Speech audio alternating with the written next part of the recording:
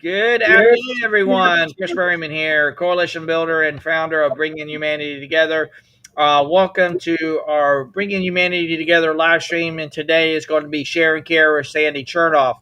Of course, this is one of three open forums under the Bringing Humanity Together umbrella, where people can discuss topics related to the workplace, humanity in the workplace, in a very positive, constructive way. We want to know what the issues are that are facing people today, because it is our goal to not only work with both employees, but also the employers to bring humanity back to the workforce. And also, we always will be going live every Tuesday, Wednesday, and Thursday, all at 3 o'clock Eastern Daylight Time, except for Conversations for Humanity. We'll have a meet and greet at 2:45. And just remember, as always, every Tuesday, Share and Care with Sandy Chernoff, Conversations for Humanity hosted by me. Thursdays, Humanity Happy Hour hosted by Carla Fedigan. And as you jump on, feel free to comment in the chat, whether you're on YouTube, on LinkedIn Live, or on Twitter. We would love to hear where you're from, and we would like to have a great and engaging conversation with you and connect with you. And if you're watching this on the replay, wherever you're watching at, please use the hashtag replay and tell us where you want watching from and everything like that. And please share all your comments, thoughts, and everything, and we'd love to hear from you. And now we are going to go to my great friend and mentor and just great confidant, Sandy Chernoff. Hello, Sandy. Hello, Carla. How are you doing today? Hi, Carla.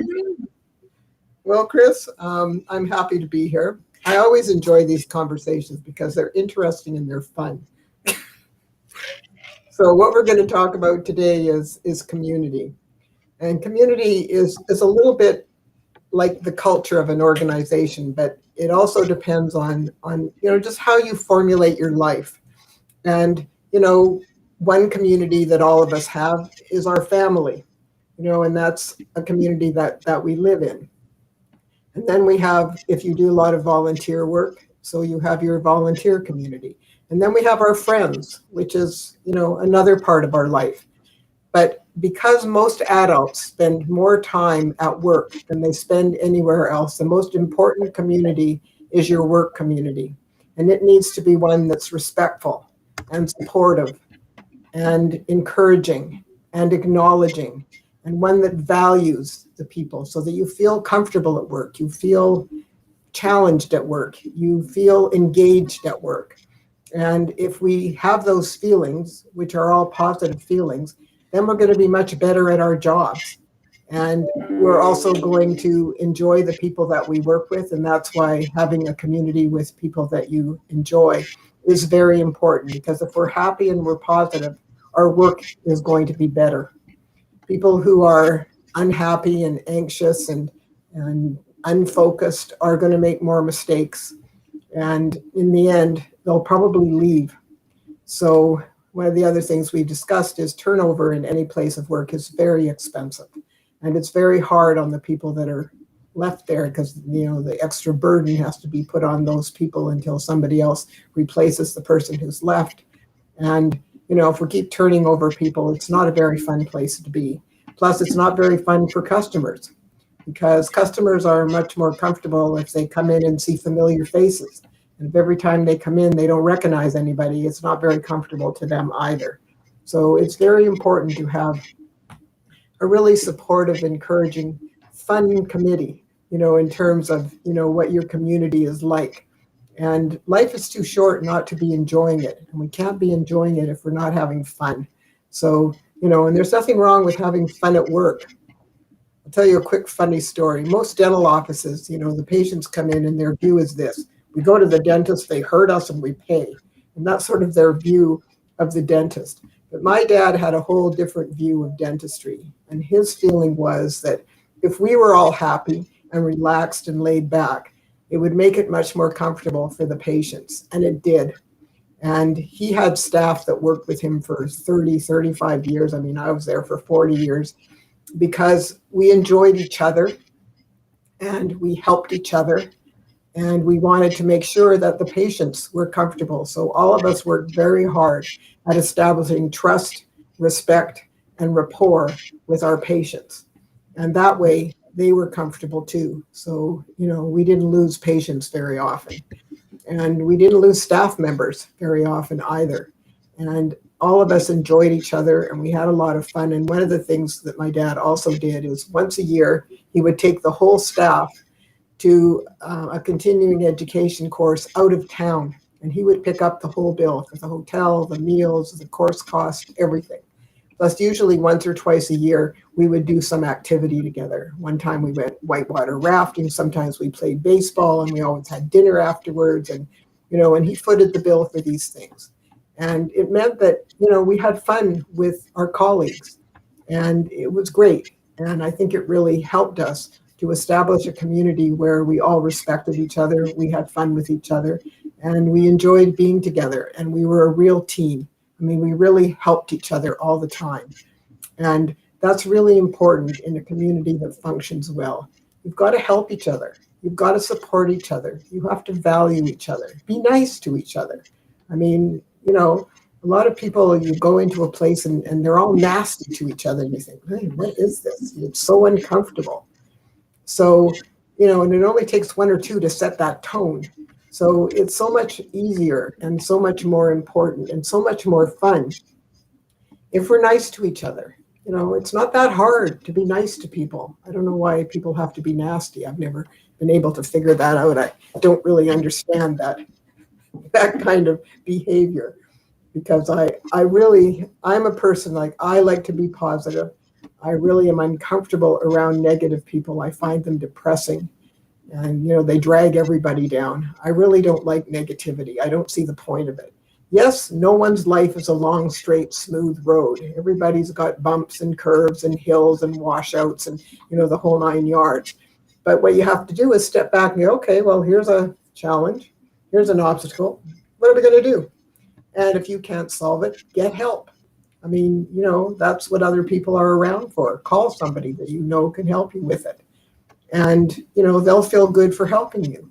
So it's just a matter of how are you looking at your life? And a lot of people they just don't cope well, I guess is what it is. And when you have a good community, when you have a supportive community, when you have a community where you feel very comfortable with the people and they're comfortable with you, and it just means that everybody's going to do better. And that's what's really important in our lives. I mean, we want everyone to do well. We want everyone to fulfill their potential. We want everyone to enjoy what they're doing and feel challenged and feel valued. And if we can do that, then everybody wins. I mean, it's a huge win for everyone. And the tone needs to be set by the leadership of the organization. They need to commit to establishing and maintaining this kind of an atmosphere, so that we have a community where we like to go to work. We like to see our colleagues. We look forward to taking good care of our customers and our clients. And if we can do that, again, it's a win for everyone. And the truth is, I'll be really honest with you, it's not that hard. It's just a matter of deciding that that's what we're going to do. And then that's what you do. And, if somebody's struggling, and them and you wonder what's going on. So take them aside and have a cup of coffee together and go, what's going on? Can I help you with something? And if you do that because you're paying attention, then they also appreciate that. And we need to be paying attention to each other so that we can help each other. Again, it's not that people are just so self-centered. Well, it's nice to be able to work with a group of people that you've got each other's back, and you get that rush when everything is running smoothly. Hey, you didn't get to that. That's okay. I got it. I got you back. I got that done for you. And it's none of this scorekeeping stuff of, well, I did this for you, so you got to do this for me, and I'm always doing this for her, which is usually not the case. But it's nice when everything flows right. Well, and again, it creates a very different kind of atmosphere, Carla. And, if you walk into an establishment where there's a lot of animosity and, anger and stuff like that, it's palpable. I mean, you can actually feel it in the atmosphere. Whereas if you walk into a place where people are having fun and where they enjoy each other, you walk in and it's a feel-good place. Yeah. So, you're going to want to stay there because it feels nice. Yeah. It's just totally how you create the community in which you live and function and so on and so forth. And, people that are always unhappy and negative, and they're not fun to be around. I mean, No, it's depressing. they're It pulls not. everybody else around, and people who complain all the time. I hate those kind of people. They're so annoying. All they do is complain about everything. I mean, God, get a life. Yeah. Like, sure, things happen, and things always happen. Again, nobody's life is that, problem free. We all have problems. So step back, be a problem solver. Come up with, a different answer. And again, if you're struggling, get some help. I mean, it's not that hard, and it's not that big a deal to ask somebody to help you, especially if you know that it's something that they know how to do.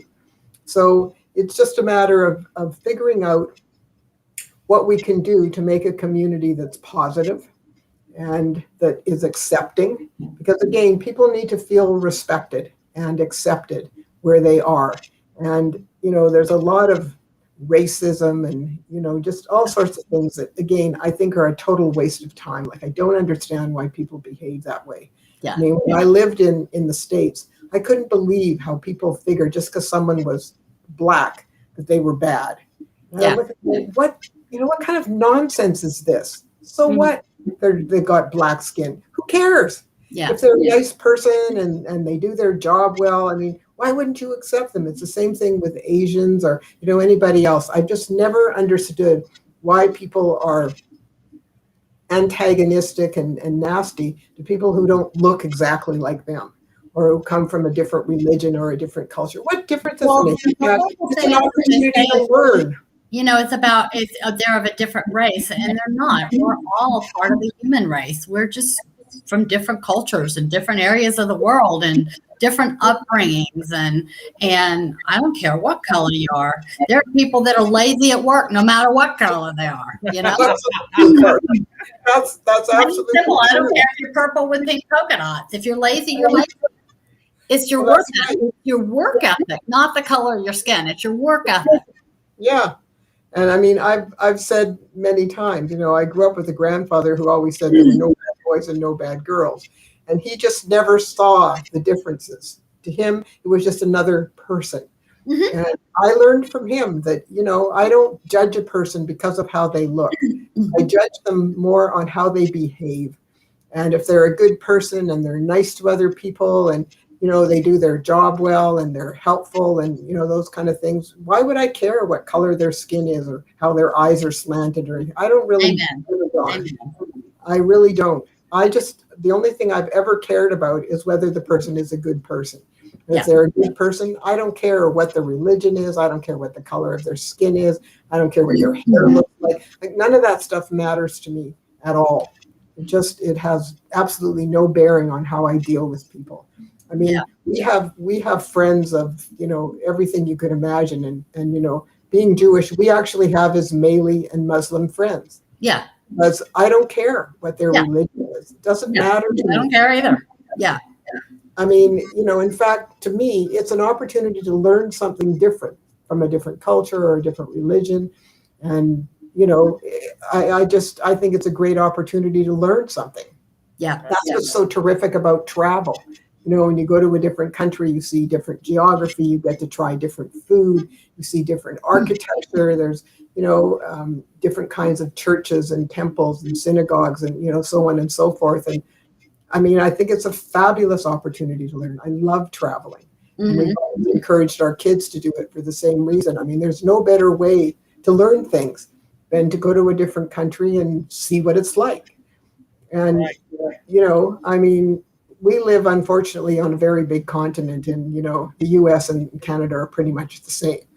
But it's just, it's a matter of what are you doing? I mean, one of the things I like to do is, try something different, try different foods, do whatever. I mean, that's what was fun about going to Mexico. It's very different down there than it is up here. And I think that's good, to be frank with you. I mean, I think it's wonderful to go somewhere where it's different. And it's just, I don't understand why people are afraid, of something that's different from them. Just look at it as an opportunity to learn something. Yeah. I mean, That's really what it should be, and that's what you should be looking at. And communities that are diverse. And Vancouver is one of the most diverse communities anywhere. We have everything here. I'm not kidding you. When I was teaching at BCIT and in a entrepreneurial program, I would stand, I think I told you guys this, I would stand at the front of the room when I had a new class and I'd go, see this face? It's a minority. And the whole class would laugh because there was everything in the class and very few white people. Very few. I mean, there were Africans, there were Asians, there were people from Russia, there were Arabs, there were, it was just there were East Indians. There was just absolutely everything. And most of them were immigrants wanting to learn what the business culture was so they could start their own business. And I also used to say to them, if I use any words that you don't understand, somebody needs to be brave enough to put up their hand and say, I don't understand that word. Because if you didn't understand it, 3 or 4 or 5 or 6 or 7 or 8 of your classmates didn't understand it either. And I need to know so that I can explain it to you in a different way, because the key was to take away the business concepts. And if you're not understanding them, it's not helpful. Yeah. So, it's just a matter of paying attention and helping these people. What was so fun about it was a lot of them wanted to start restaurants. So, we were going to have African restaurants and Thai restaurants and, different kinds. And in Vancouver, any kind of food that you could ever in your wildest dreams imagine, there are restaurants for it here. Plus, the other thing, because it's so diverse, we have wonderful festivals that are celebrated and great entertainment that comes to the city. All kinds of what I think are great things that we have the opportunity to experience because of the diverse community that we have here. And it's fun. I mean, like where I live, not very far from me, is an area called Little India. It's because there's a lot of East Indians that live there. But there's a whole area in Surrey, which is one of the suburbs, that is wildly East Indian. And I was actually invited to speak on an East Indian radio station.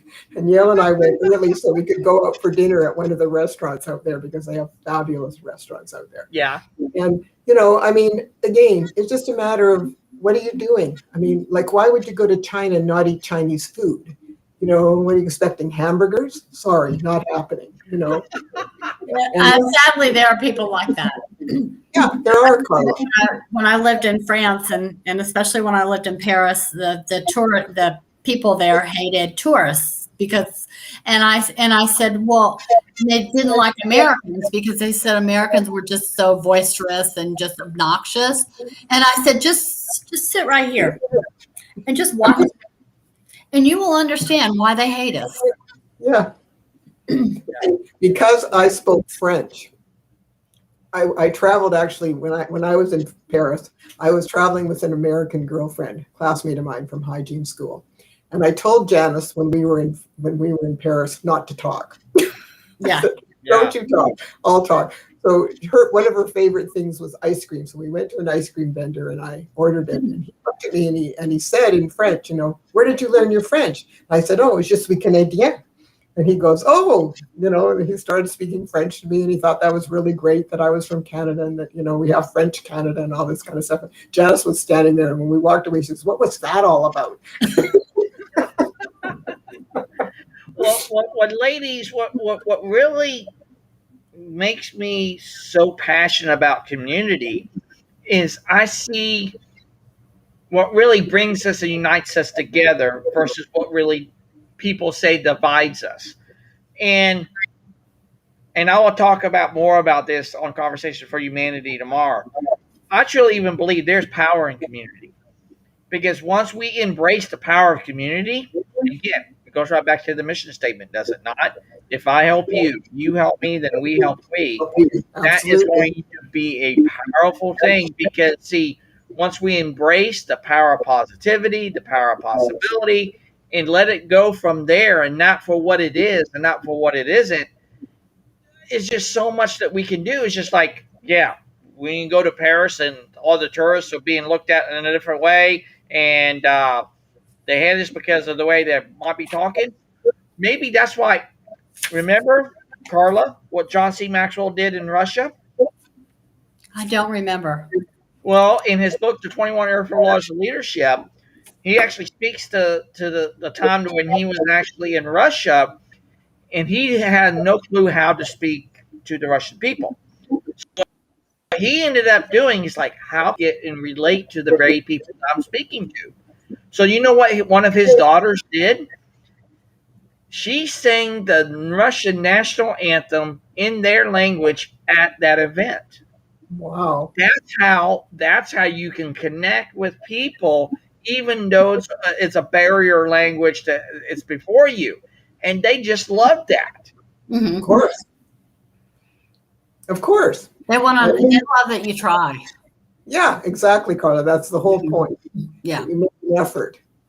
And now you go to Europe and they all want to speak English. Well, that's right. Yeah. But except for the French. The French like to speak French. They still do? Okay. So they're the resistant ones. Okay. Yeah. Well, that's okay. Yeah. I mean, I grew up, because my mom grew up in Montreal, so she spoke French to me when I was little. And I was in a French immersion class when I was in high school, and we weren't allowed to use English at all. Wow. So you had to, even if you asked a word, you had to ask it in French. How do you say this word? And then you could say the English word, but you had to ask in French how to say it in French. And all our exams were in French, like they weren't in English. And really, yeah, when I graduated high school, I was completely fluent in French. I haven't used it a lot lately, so I'm a little bit rusty. But a few years ago, I went on a biking trip with my sister to France, and we started in Paris and we went to Lyon, and we also rode through the wine country in France. We went to the Loire Valley, and we had an absolutely wonderful time. But they all relied on me. Oh, I bet. Speak French. Ask the question. Yeah. So, but we had a wonderful time. We just absolutely had a marvelous time.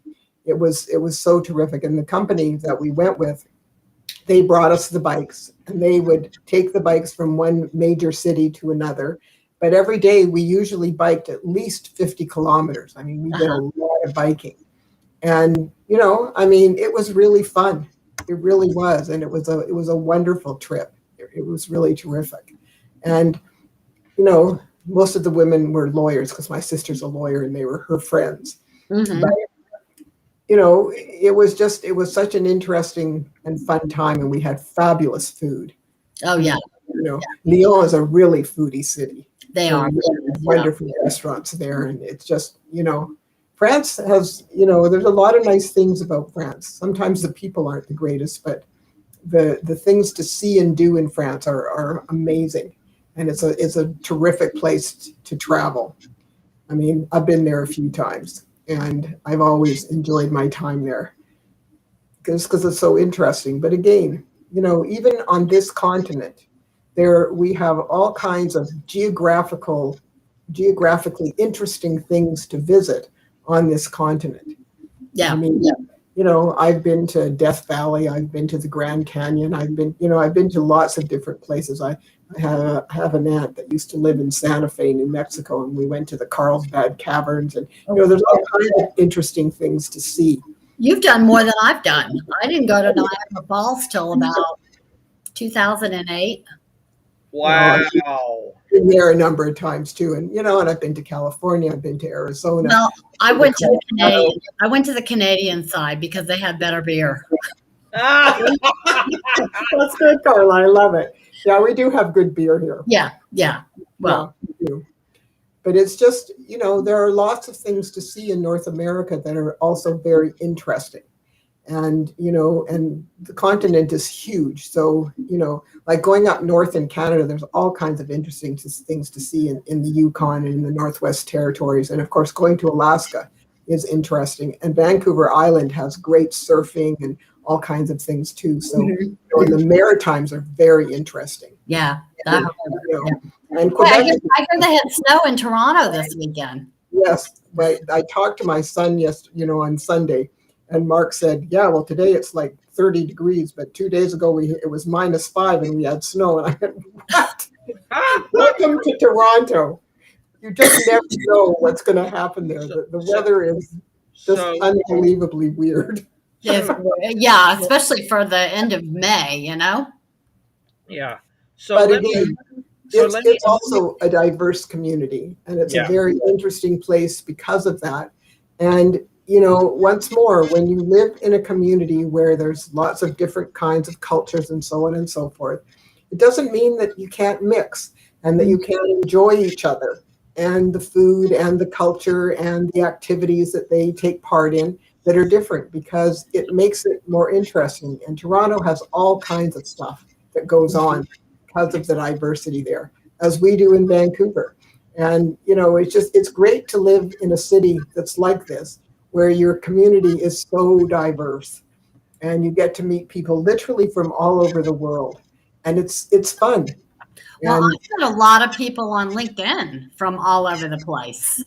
absolutely, Carla. I think I told you that I'm connected to a woman in Africa.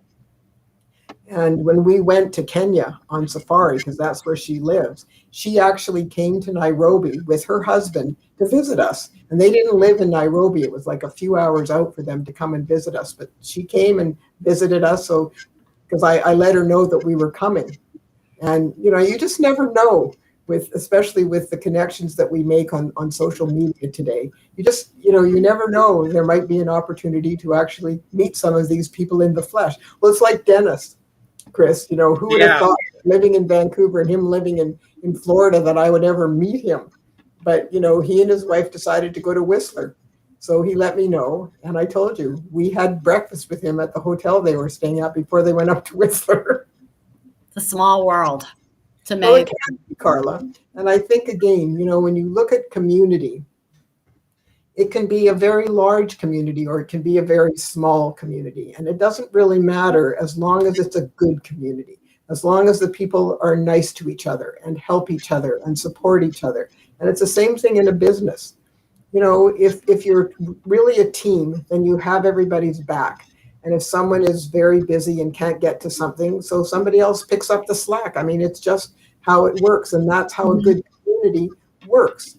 Yeah. And if that's what you do, then everybody will follow suit, and those that don't belong. Well, let me ask you this, Carla. When you lived I believe you lived in France and Italy, correct? Yeah. What was the community like when you lived in both of those places? Well, the first time I lived in France, I lived up on the Belgian border, and most people spoke only French. And it was a small town, and so you had to learn the language. There was no ifs, ands, or buts about it. We used to drive to Belgium to go to Pizza Hut and watch version original movies. This was back in the 80s, and then when I went to Italy, I was in Milan, and my kids were at the American school in Milan, so there were people that spoke Italian and also a lot of English-speaking people in the community. I don't remember it being truly culturally diverse like it is now. I remember when we talk about racism, I remember when I lived in France, one of the guys that worked for my husband's company was Black. And when he came over, he was they lived in like a condominium community outside of Lille, in the northeast corner of France. And no lie, it's so funny. He used to take his trash out, and he put his trash on the hood of his car and take it up to the entrance of the complex where the trash, community trash thing was. And I cannot tell you how many times the police stopped him. What? Yeah, because he was Black. Oh, wow. So, but back in the day, this was, late 80s, you did not see that many Black people as you do now. It was like the late 80s, early 90s, there was a lot more of them immigrating into London. And so it was more of the norm then than it was way back then. And I just didn't see a whole lot of ethnic variations when I was in France. Saw a lot of it in when I was in Milan. just because my kids were at the American school, but there were Italians, there were people from India, there were people from England, all over the place that were there. There were Americans that were married to people that were Italian, and their kids went there. You know, there was just a huge diversity in people. And then going back to Paris, Paris is Paris. There's everything. Yeah. Well, the school that my kids went to, my daughter's 3 best friends when she was in elementary school, one was Black, one was Japanese, and one was Chinese. And when she first met the little Black girl, she comes home and she goes, how come she has a suntan all the time? Yeah. And I said, she doesn't have a suntan, she's Black. She goes, no, she's not. She's brown. She's brown, yeah. I said, well, you're white. She goes, no, I'm not. I'm pink. You know, so it's what kids see. And it's what we teach them. Well, yeah, but she didn't see any difference between Nicole and herself, excepting that she envied her because she always had a nice suntan. Yeah. And Elisa didn't tan very well. She burned. So children are not born racist. No. It's so what the next time we teach them and what we teach them as a culture. And if I hear one more time that I'm privileged because I'm white and that I just don't realize it, I'm going to scream. Well, the next time we had a field trip and Nicole's mom, Wendy, also drove. And so I went together and said, Wendy, I have to tell you a very cute story. So I told her, and the two of us we just killed ourselves laughing. I said, my daughter's very jealous of your daughter. She goes, why? I said, because she thinks she always has a beautiful suntan. So Wendy was just killing herself laughing. Yeah. And I said, but that's kids. They don't see the differences. They just they don't. Another kid.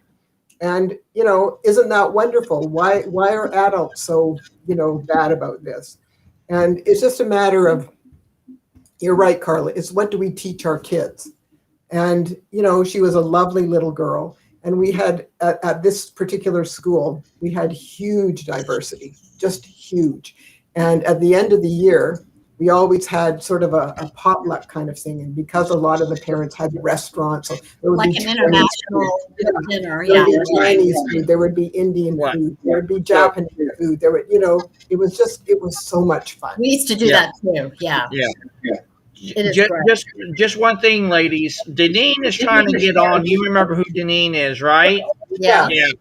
She's having some issues joining us. So if you're watching this, Deneen, do me a favor. Close out your browser, restart the browser, and then the link that's actually in this chat for LinkedIn Live, go back to that link and try to join us back onto the call. We would love to have you because we want to hear what you think about community and the power of community and everything like that. Because Deneen's been far too long. We would love to have you. So do that for me. That'll be great. But yeah, ladies, I just see that there's so much potential in our community. And also I will touch on this a little bit on Tuesday, on tomorrow's call. A lot of corporations and businesses today, and I'm going to post this at you, both of you. Do companies miss out on the opportunity to see the very community that they actually are established in, where they actually have their organization held at? Do they not see that the very community that they all are living in is the same community they're all working in? What say you, Carla?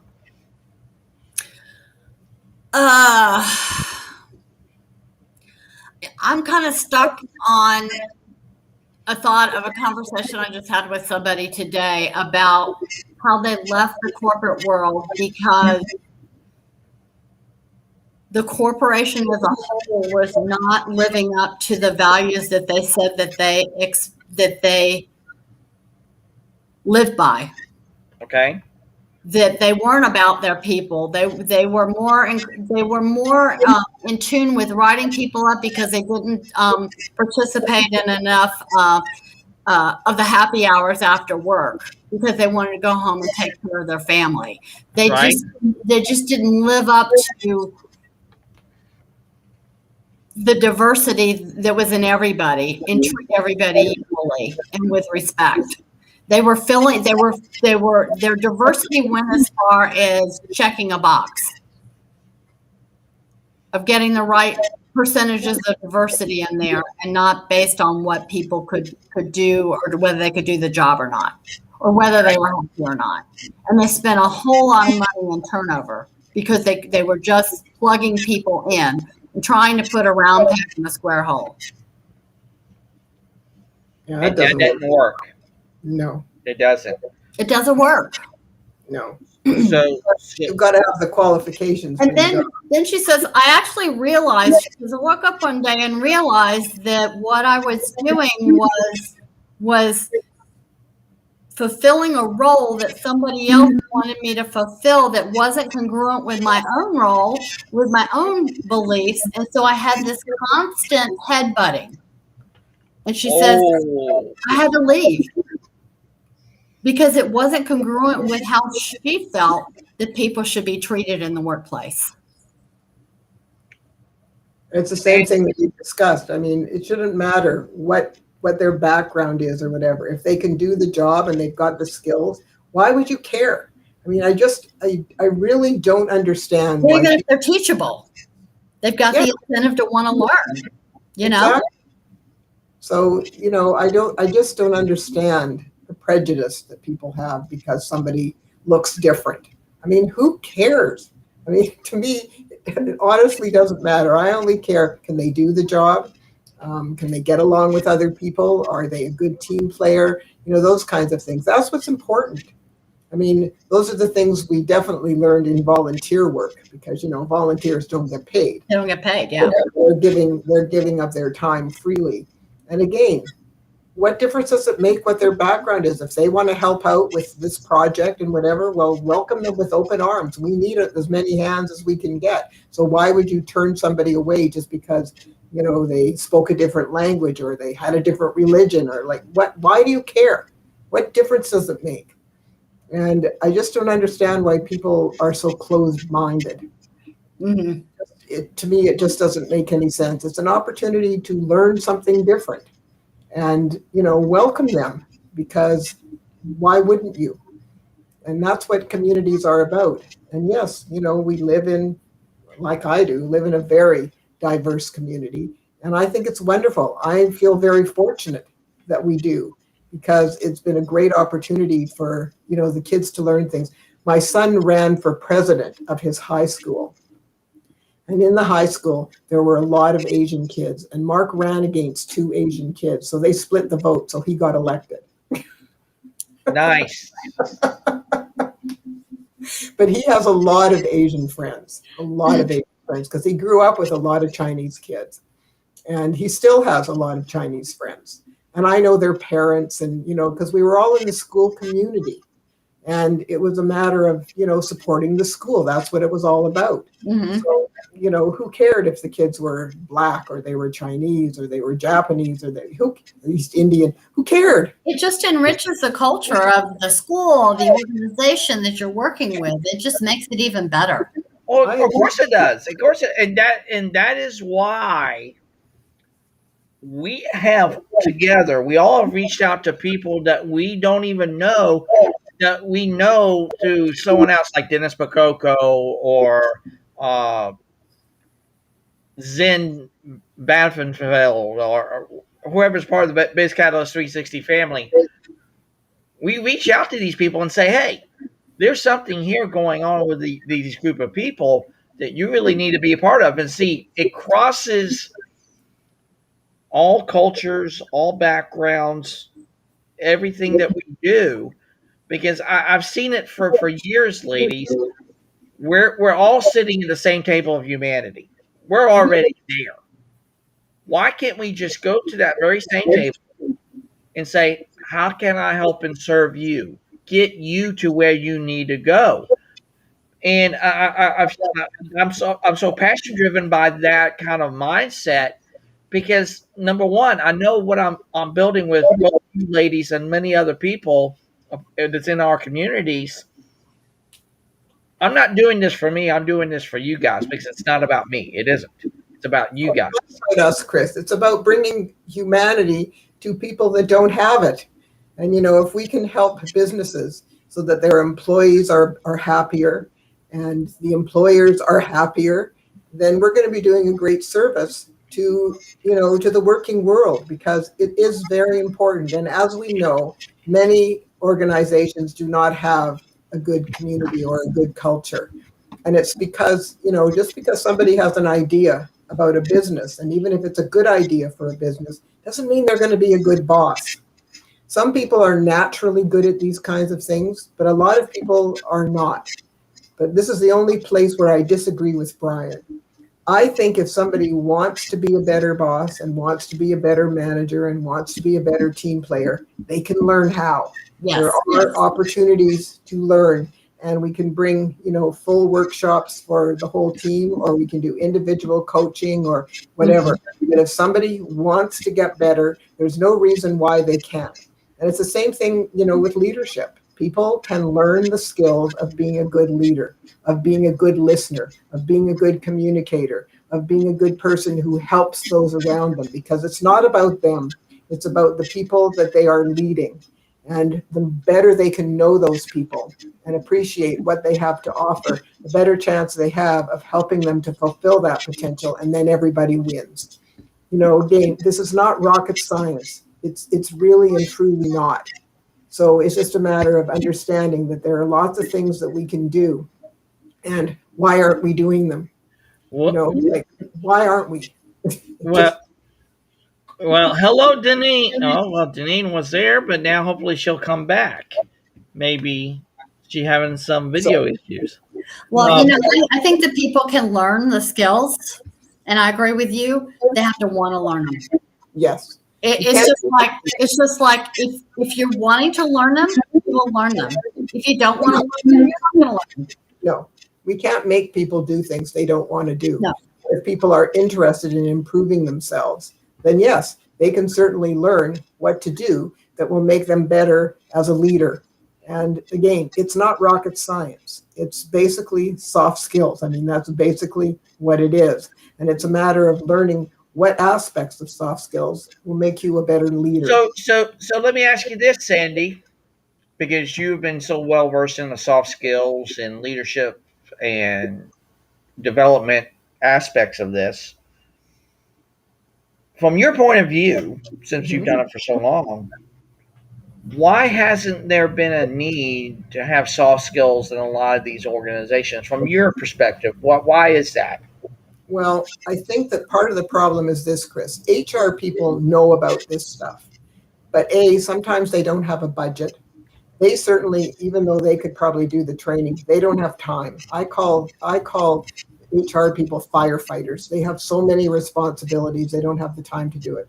But if they don't have a budget, they can't bring in an outside facilitator. So it becomes a conundrum of what can they do.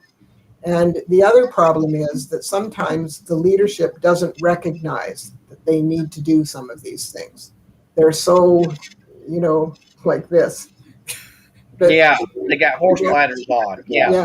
They just don't understand it. And that's why HR is so important, because they do understand it. However, if they don't have a budget, like, I told you that tech company I worked with, the HR manager told me I had to sell it to the owner, because she said he won't listen to me. I went, okay, and she told me, that he was a self-centered control freak. Yeah. So, I knew what all the problems were, but I told you, I went in there, introduced myself, and asked him what he thought the problems were. And he started ranting at me.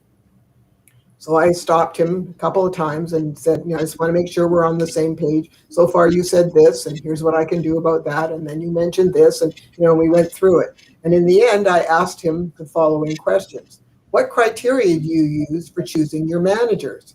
And he looks at me and he goes, well, they've been here a long time. And I said, oh, I see. So it's sort of a reward for longevity. Oh, yeah. I said, well, just because they're a good techie doesn't mean they're going to be a good manager. And he said, I need that proposal on my desk tomorrow morning. I said, don't worry, you'll have it. Because, of course, I already had the proposal. And I just went home and sent it to him. And the next morning, the HR manager called me and she said, he signed off on it. I was there for 10 months. He came to one session. He told me he wanted to come. He came to one session. that one session, the managers were less participatory. Obviously, they are scared to death of him. So I was really glad that he didn't come to more sessions. So, again, what kind of messaging are you sending? What kind of, it didn't make any sense to me. Right. He was holding his company back. That's what Right. really was happening. And he had a lovely group of managers. I mean, they were all really nice guys. But, they were probably really good techies, but they didn't know how to deal with people because their communication skills were like totally non-existent. And they just didn't know how to manage a team. So at the end, I asked them, I said, well, what did you think? And, they were very happy because now they had new skills and their teams were operating better and they were finding it easier to do their job. But they were set up to fail because they were put in this position without any skills to be good at it. And a lot of times when people are put in that position, if you don't give them the skills or make sure that they have the skills or know that they have the skills, you set them up to fail. That's so unfair. Right. It's totally unfair. Exactly. But there are a lot of companies that have managerial training programs and they pick different people to put them through their program so that when they get into that position, they know exactly what to do. But lots of companies don't. And so, they set these people up to fail. It's not fun for them. It's not fun for the team members. And they're shooting themselves in the foot. Like, why are you doing this? Right. So let's bring Deneen into this. And so, Deneen, thank you for joining us today. And what's your thoughts when it comes to community? And do you believe in the power of community as well?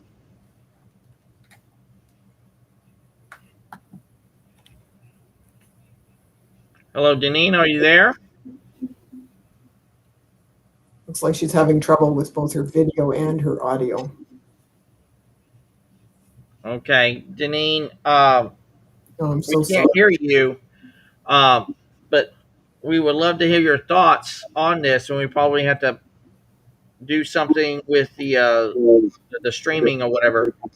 Yeah, because I can see you don't have a great signal, so I apologize, Deneen. Well, we'll come back to you here shortly.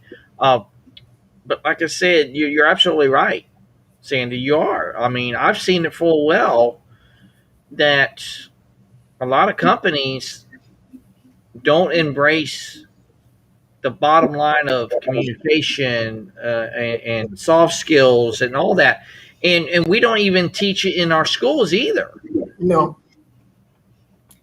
And I told you I phoned the dental school here, and because I found out who the person in charge of the curriculum was, and I phoned her and asked her if she'd like me to come and teach a communication course to the dental students. And her answer was, they don't have time for that. So I bit my tongue. Because what I wanted to say to her was, are you kidding me? They don't have time to learn how to talk to their staff and their patients. But I didn't say that. I just said, okay.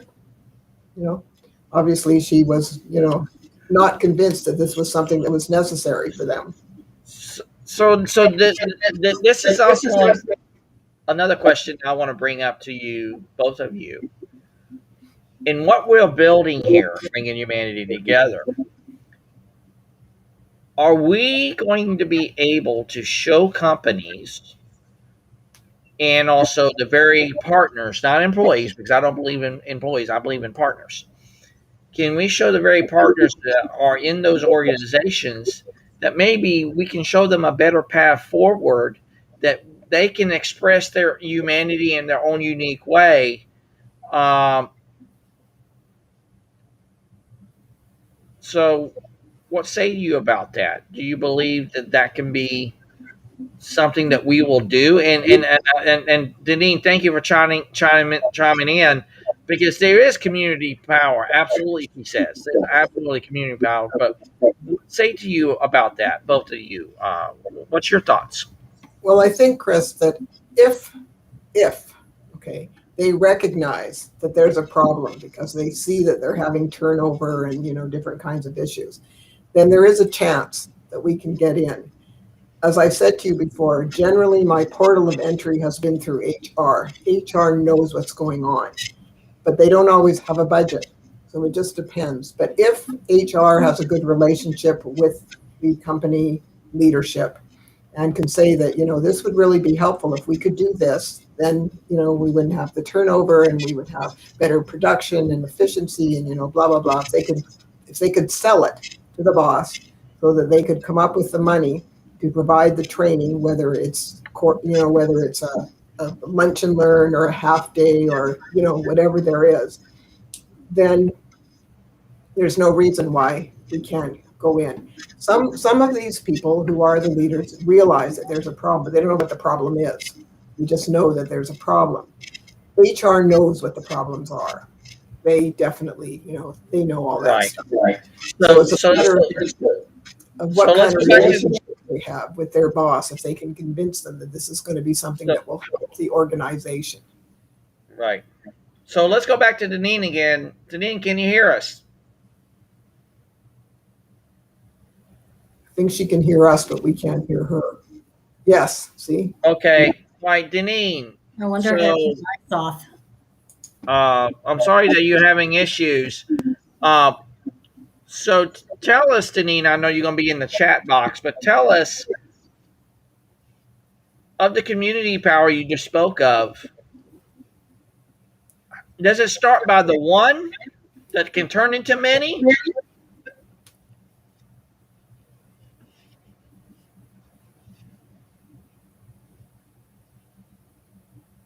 I want to get your thoughts on that, Deneen. Can the community get started by the power of one that will turn into many?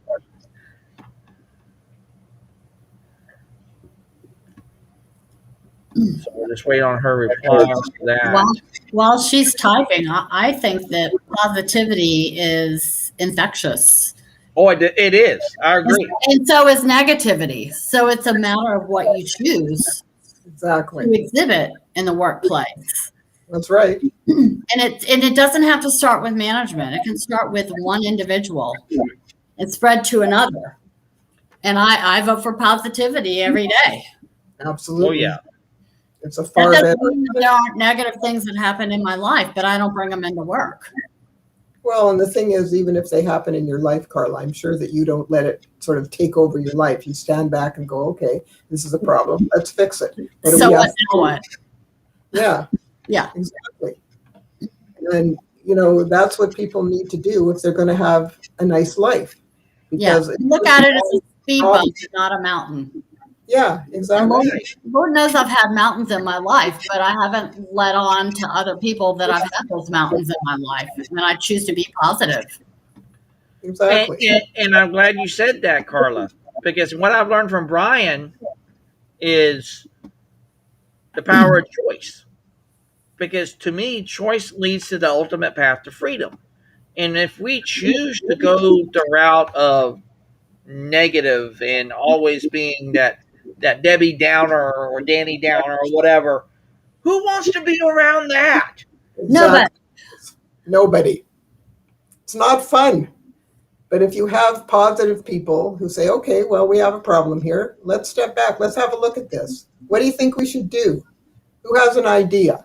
Or maybe that person has an idea. Well, I was thinking that maybe we could do this. What do you think about that?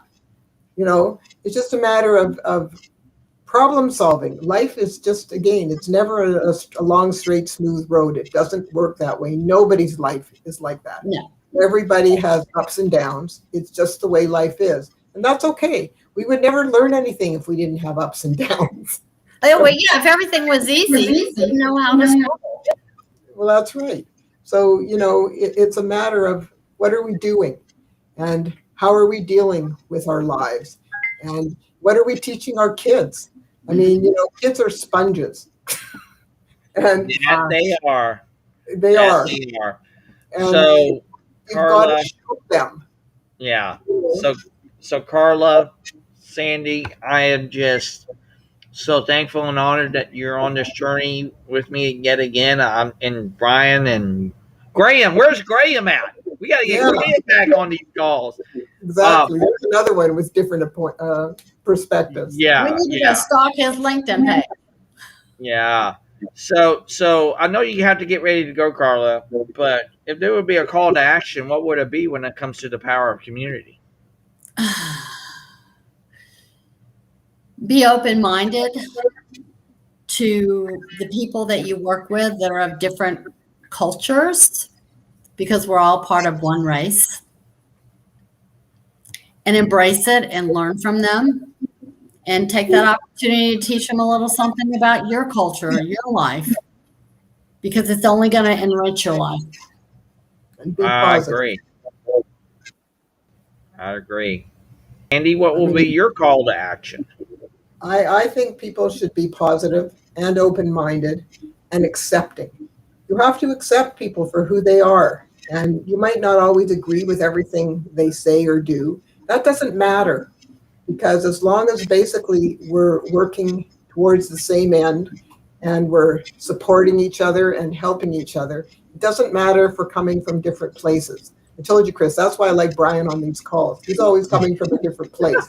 But it doesn't mean that we're not going to end up at the same place in the end, because he's just coming at it from a different perspective. And it's good to hear somebody with a different perspective, because it's an opportunity to learn that there are other ways of looking and solving things. So, there's nothing wrong with that. But you have to stay open-minded so that you can listen to them and hear where they're coming from and why they're coming from that place, and what they have to suggest in terms of what would work going forward. And it doesn't mean that just because they don't totally agree with you on everything, that they don't have some good ideas. Brian has lots of good ideas. Now he does, and he makes me think. He makes all of us think, Chris, because he doesn't think the way we do. And you know what? That's perfectly fine. There's absolutely nothing wrong with that. It's actually good. So, Deneen, I know you've been trying to get on. I apologize, but this is what I'll do for you, Deneen. I would definitely like to pick up this conversation on Clubhouse, and let's get connected on Clubhouse, Deneen, and let's talk about this. I would love to have your point of view heard. And I do apologize that there's some technical issues on your end and everything. Thank you, Carla. Talk to you soon. Appreciate it. Tomorrow. See you all. Yeah. Bye, Carla. Have a good call. Yeah. So, I love that call to action, Sandy. I do. Just be accepting, be open-minded, be open-hearted, and everything. So, Deneen, I know you have to probably put this in the chat box, but what would be your call to action if you had a call to action to make, Deneen?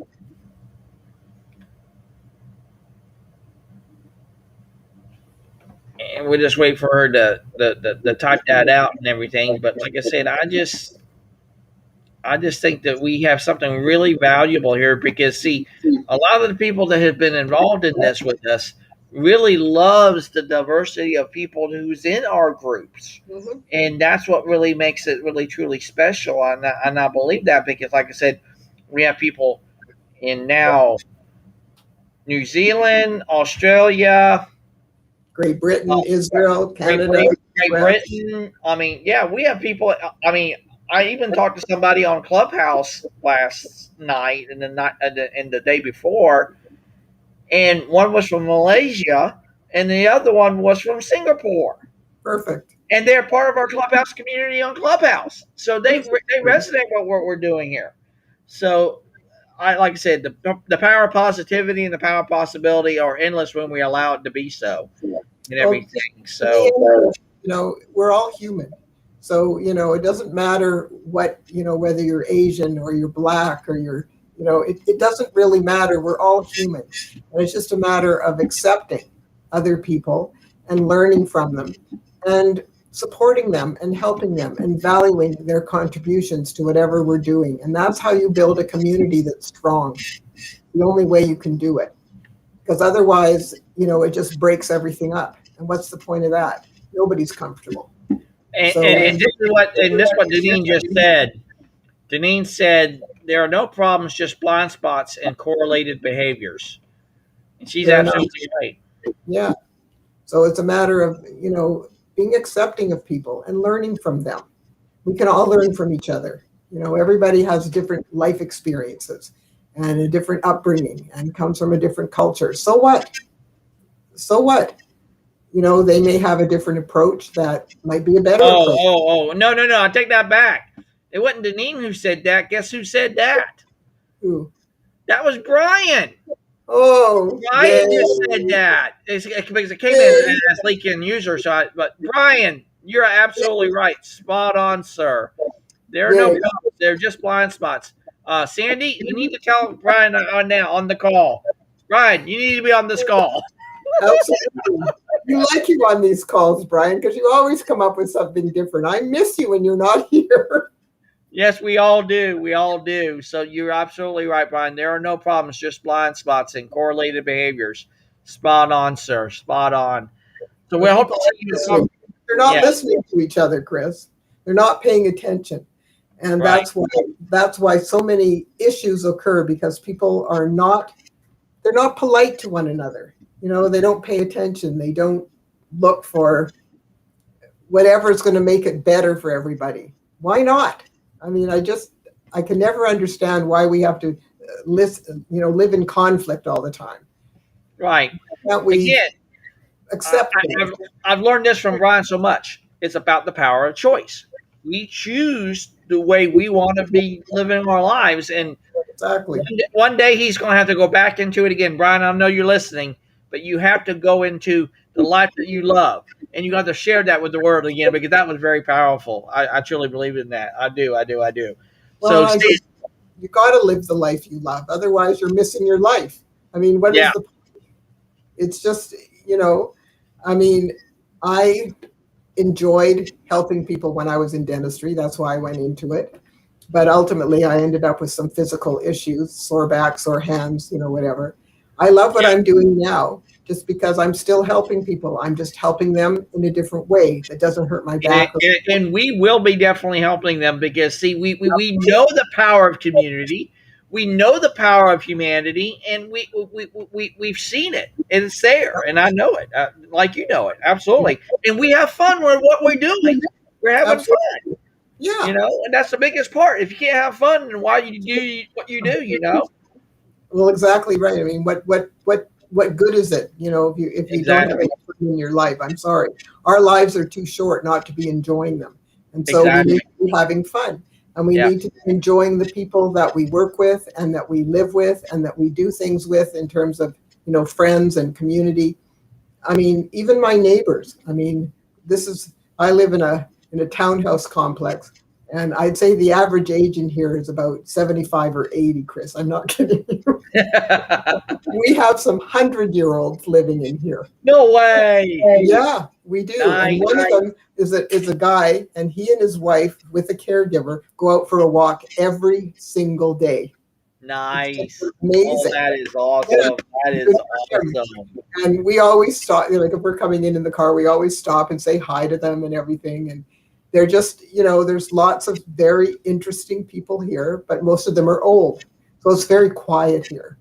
Nice. No wild parties. Right? Like I said, Sandy, I'm just so thankful and honored that you and Carla, and of course Brian and Graham and so many others are involved in this, because like I said, it's truly an endeavor worth being a part of, because like I said, we will together bring humanity together, and maybe even just maybe bring humanity into business, even and beyond it, because we choose to do that. And I think that's, like I said, the power of community is a powerful thing. So again, as always, Sandy, thank you for hosting another Share and Care with Sandy today. I greatly appreciate you. Greatly appreciate you, Brian, for chiming in again. And Deneen, we'll definitely catch up on Clubhouse as well.